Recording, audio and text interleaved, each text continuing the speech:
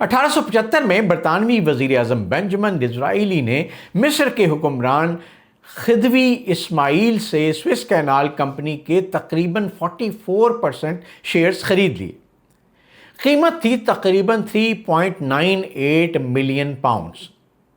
اب نقشہ ذرا ذہن میں رکھیں۔ برطانیہ کے لیے ہندوستان انتہائی اہم، اور سوئس کینال ہندوستان تک پہنچنے کے لیے سب سے اہم مختصر بحری راستوں میں سے ایک بن چکی تھی۔ لہٰذا سوئس صرف ایک کاروباری کمپنی نہیں رہی تھی، یہ عالمی طاقت کا مسئلہ بن چکی تھی۔ اور یہاں سے سوئس کی اصل خفیہ کہانی شروع ہوتی ہے۔ جس کے پاس راستہ ہو اس کے پاس طاقت ہوتی ہے۔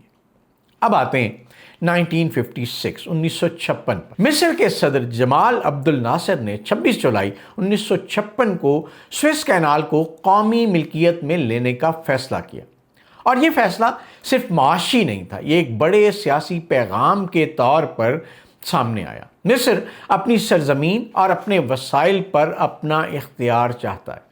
سوئس کینال اتھارٹی اسی مقصد کے لیے قائم ہوئی جو آج بھی نہر کے انتظام، آپریشن، دیکھ بھال اور ترقی کی ذمہ دار ہے۔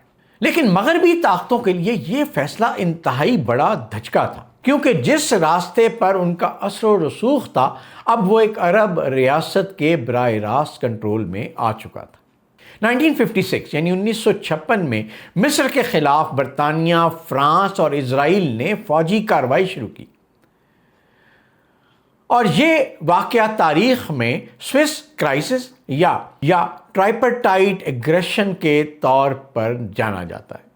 لیکن یہاں ایک حیران کن حقیقت سامنے آئی۔